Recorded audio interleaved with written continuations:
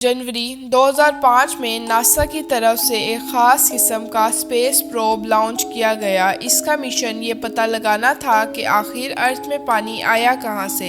इस मिशन का नाम डीप इम्पैक्ट था। ये प्रोब तकरीबन 27 करोड़ किलोमीटर ट्रैवल करने के बाद एक कॉमेट के करीब पहुंचे और इस कॉमेट में कई ऐसे राज छुपे हैं जिन्हें इंसान सदियों से समझने की कोशिश कर रहा है। नाजरीन, इस पूरी यूनिवर्स में अभी तक सिर्फ एक ही ऐसी जगह है जहां ह्यूमन बीइंग जिंदा रह सकते हैं और वो जगह कोई और नहीं बल्कि हमारी ज़मीन है। हमारी ज़मीन एक ऐसी जगह है जहां वो तमाम चीज़ें मौजूद हैं जो ज़िंदगी के लिए ज़रूरी हैं, जैसा कि पानी, खाना और ऑक्सीजन। लेकिन अगर हम वक्त से पीछे जाएं तो तकरीबन 5 अरब साल पहले ज़मीन का कोई वजूद नहीं था। जिस जगह पर आज अर्थ और हमारा सोलर सिस्टम मौजूद है, ये जगह मिल्की वे गैलेक्सी का किनारा है। जब हमारा प्लैनेट नहीं था तो इस जगह पर एक बहुत बड़ा बादल हुआ करता था, एक ऐसा बादल जिसमें मिट्टी और गैसेस भरी हुई थी। आखिर इस बादल में ऐसा क्या हुआ कि ये बादल एक प्लैनेट में बदल गया। वही प्लैनेट जहाँ पर हम रहते हैं, मिट्टी और गैसेस के इस बादल को मॉलिक्यूलर क्लाउड कहा जाता है।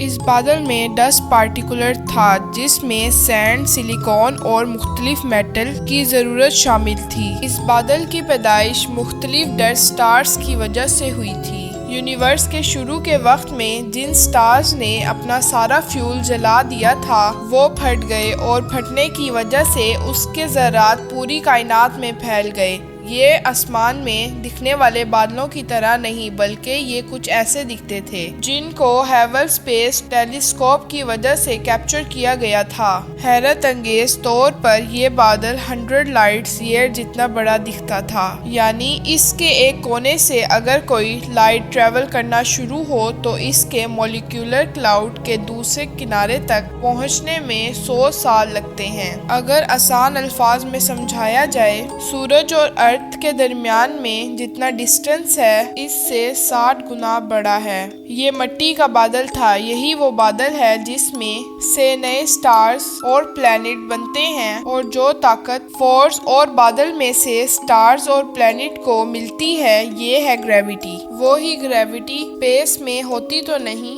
बल्कि ये जनरेट होती है। इस स्पेस में दो ऑब्जेक्ट अपनी अपनी ग्रेविटी की वजह से एक दूसरे से जुड़ जाते हैं या एक दूसरे को अट्रैक्ट करते हैं। जिस ऑब्जेक्ट का मास ज्यादा होगा उसकी ग्रेविटी भी ज्यादा होगी। मॉलिक्यूलर क्लाउड के पार्टिकुलर्स ग्रेविटी की वजह से एक दूसरे में जुड़ने लगे। जो बड़े पार्टिकुलर थे छोटे पार्टिकुलर्स को अट्रैक्ट करना शुरू कर दिया। ये पार्टिकुलर बहुत तेजी से एक दूसरे में टकराने लगे और इसकी वजह से एनर्जी जनरेट हुई जिसने गोल घूमते हुए बादल के कोर को उसके सेंटर को गर्म कर दिया। अगले करोड़ों सालों तक ये प्रोसेस ऐसे ही चलता रहा और मॉलिक्यूलर क्लाउड का कोर बड़ा भी होता गया और तेज भी घूमने लगा और ज्यादा गर्म भी हो गया और एक वक्त के बाद ये बहुत बड़ा फायर बॉम्ब हमारा सूरज बन गया। बचा हुआ मॉलिक्यूलर क्लाउड अब इस सूरज के गिर्द घूमने लगा। इसमें मौजूद पार्टिकल्स और गैसेस से ही सोलर सिस्टम के प्लैनेट जिंदगी और उन प्लैनेट्स के करीब घूमने वाले चांद बनेंगे। पर आखिर कैसे,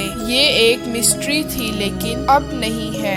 मॉलिक्यूलर क्लाउड से स्टार्स यानी सूरज बनने के बारे में पहली बार हाइपोथेसिस 1700s में जर्मन फिलोसोफर इमैनुएल कांट और फ्रेंच स्कॉलर पियर साइमन की तरफ से पेश किया गया, लेकिन उस वक्त ये सिर्फ एक आइडिया था। उसके बाद 1920 और 1950 के बीच में जब टेलीस्कोप्स एडवांस होने लगे तो एस्ट्रोनॉमर्स ने अपनी आंखों से स्पेस में कई ऐसे डस्ट क्लाउड्स को देखा जिसके अंदर नए स्टार्स का जन्म होता है। लेकिन इन बादलों के अंदर देखना टेलीस्कोप की मदद से पॉसिबल नहीं था। फिर 1917 और 1980 के बीच रेडियो और इंफ्रारेड टेलीस्कोप की इन्वेंशंस ने ये मसला भी हल कर दिया। अब डस्ट और गैसेस के इन बादलों में देखना भी मुमकिन हो गया।